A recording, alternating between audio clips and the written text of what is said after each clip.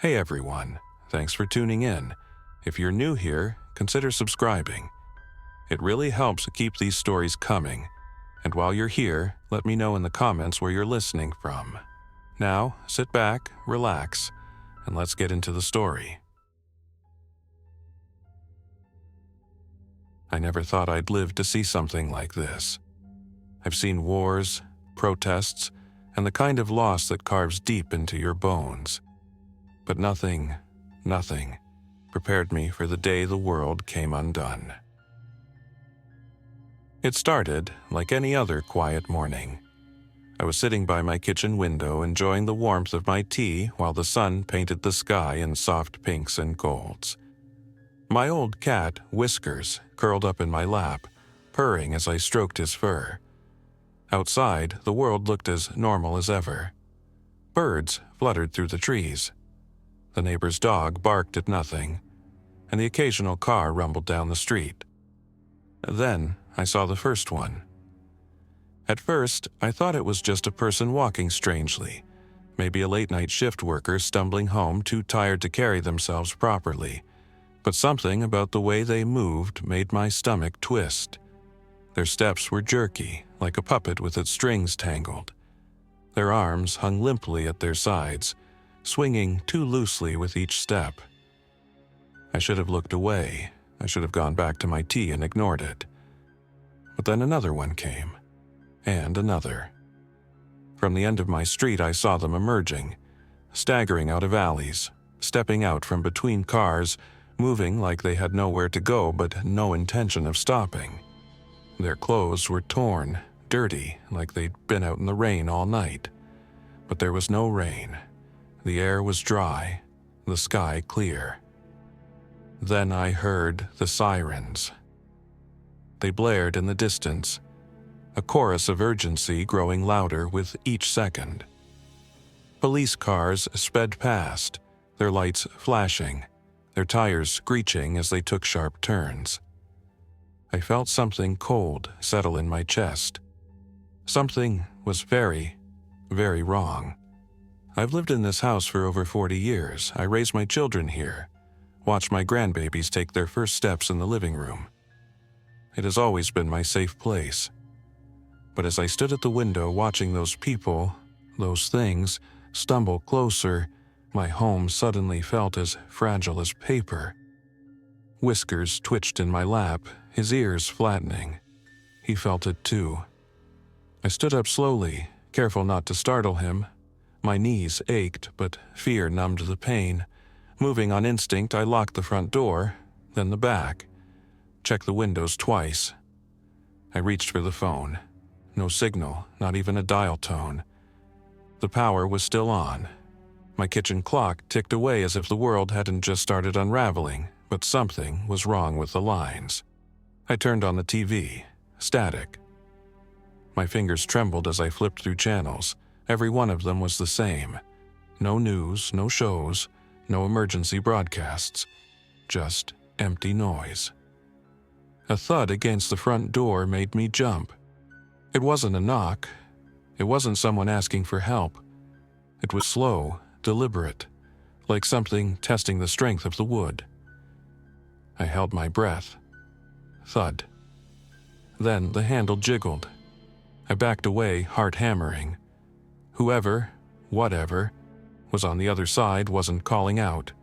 They weren't saying a word. Whiskers let out a low growl, the fur along his back standing up. The jiggling stopped. For a moment, I thought maybe, just maybe, whoever it was had gone. Then a face pressed against the window. It was a woman, or at least it had been. Her skin was too pale, her lips drawn back over her teeth. Her eyes were empty. Not vacant, just wrong, like there was nothing left inside to understand the world around her. She opened her mouth, but no words came out. Only a garbled, unnatural sound, like someone trying to remember how to speak. Then she lunged at the glass. I stumbled backward, nearly knocking over a chair. The window rattled but held firm. Then she did it again. And again. She wasn't alone. More of them were in the street now, moving toward the noise. I needed to hide, and I needed to survive. I didn't stay to watch what happened next. My hands were already moving, locking every bolt, securing every curtain. I didn't want to see their faces, didn't want to hear the sickening sound of their hands smearing against the glass. My house wasn't built for defense. The front windows were too big, the back door too thin. It wouldn't take much for them to force their way in. The basement. It was the safest place I had. A single door leading down, thick concrete walls, only one small window too high for anyone to reach. If I could just make it there, I could wait this out. Maybe the police would come. Maybe this was all some horrible misunderstanding. I grabbed my emergency flashlight and a bag of food from the pantry. Crackers, peanut butter, a few bottles of water. I didn't have time to think beyond that.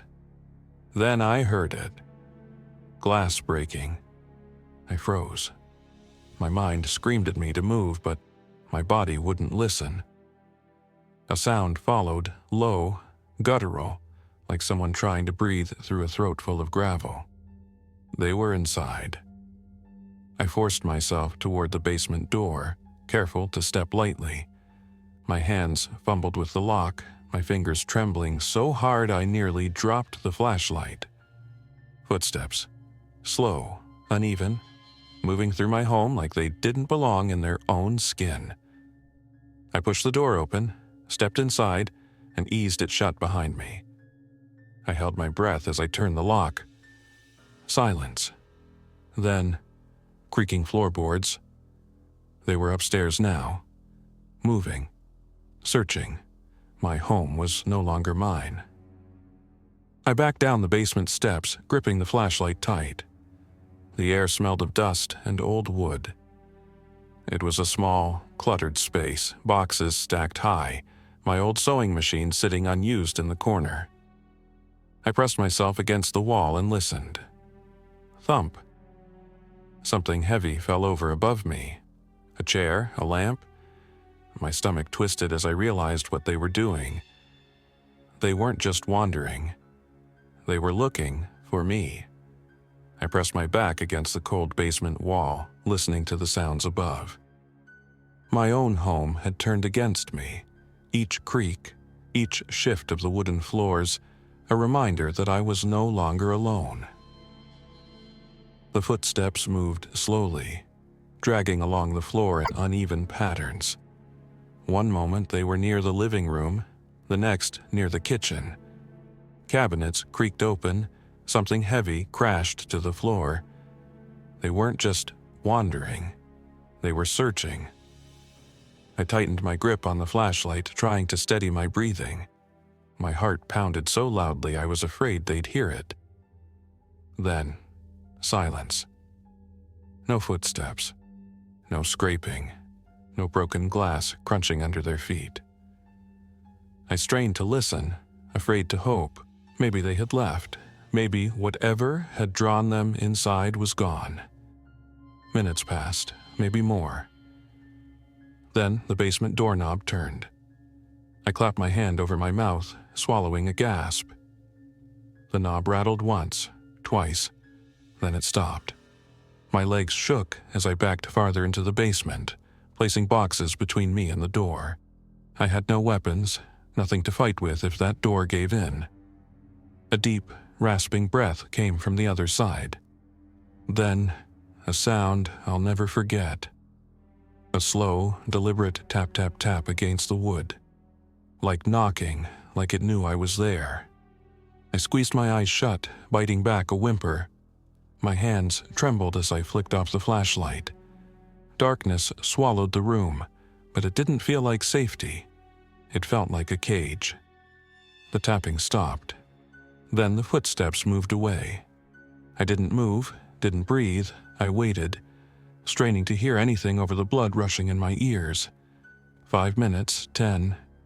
Then distant sounds. More glass breaking.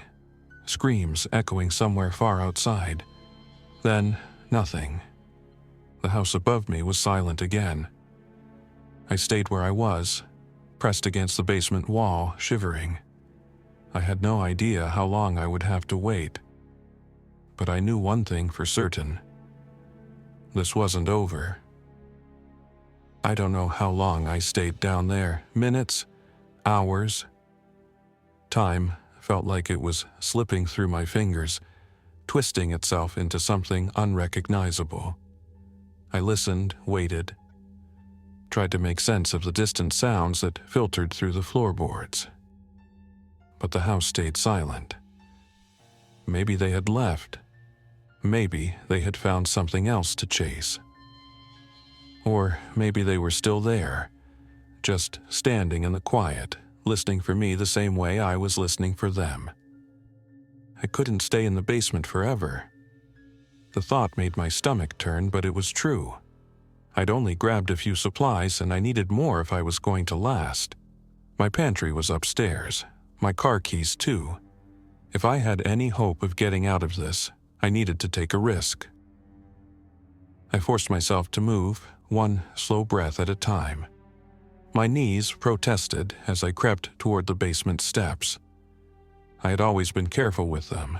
Too many falls, too many reminders that my body wasn't as strong as it used to be. But right now, my aching joints were the least of my problems. I pressed my ear against the basement door. Silence. The knob was still locked. My fingers hovered over it, shaking. I could still turn back, but I didn't. With a slow, careful movement, I unlocked the door and eased it open an inch. The air smelled wrong, stale, like the house had been left untouched for years instead of hours. The living room was a mess. My coffee table was overturned, picture frames smashed against the floor. The front window was cracked but still held. No movement. I took a step forward, then another. Each step felt like walking across thin ice, waiting for it to break beneath me. I reached the kitchen. The pantry door was open, cans and boxes knocked over. A smear of something dark trailed along the tile floor, leading out of sight. I swallowed hard. Something had been in here. Something had left. I needed to be fast. I grabbed what I could, crackers, dried fruit, a few bottles of water, shoving them into a bag with trembling hands. Then I heard it. Not inside the house. Outside. A sound drifting in through the broken window. A voice. A real voice. Someone was out there. Someone alive. And they were calling for help. I froze. The voice outside was weak, trembling with exhaustion. It wasn't the mindless groans I'd heard before. It was real, human. Someone was still out there. I gripped the edge of the counter, my heart pounding in my ears. Every instinct screamed at me to stay put, to stay hidden, but then I heard it again. Please, someone, help. A girl. Young. I inched toward the window, crouching low. The street outside was a disaster. Cars abandoned in the middle of the road, doors hanging open, shattered glass everywhere. Shadows stretched long in the fading light. And then I saw her. She couldn't have been older than 16, standing near my driveway, arms wrapped around herself. She swayed on her feet like she could barely stand. Her clothes were torn, her face streaked with dirt. And behind her, movement. Something was coming. I had seconds to decide. I didn't think, I couldn't think. I moved.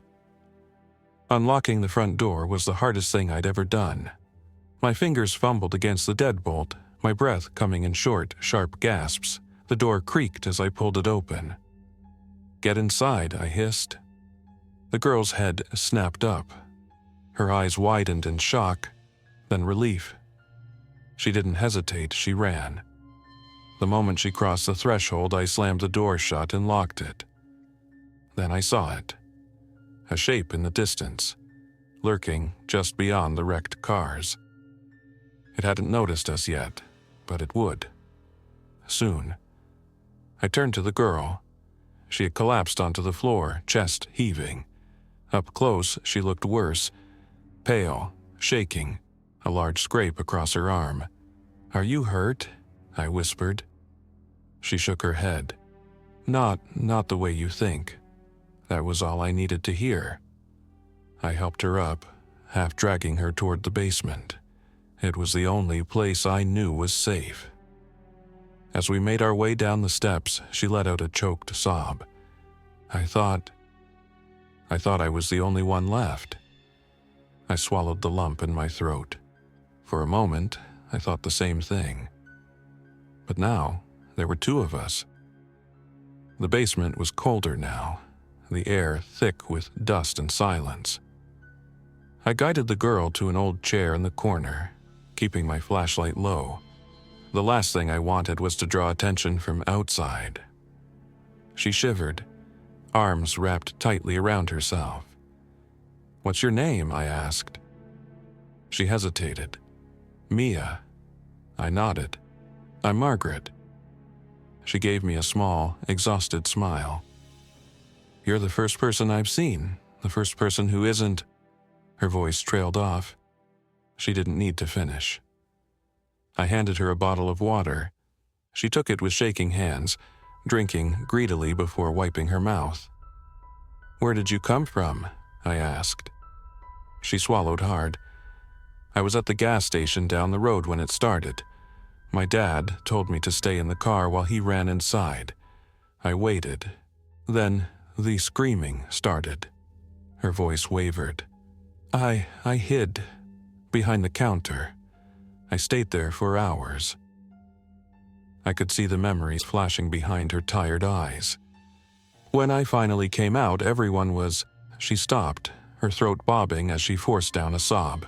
"I ran. I didn't know where to go, I just kept running." My heart clenched. She was just a child, alone, terrified.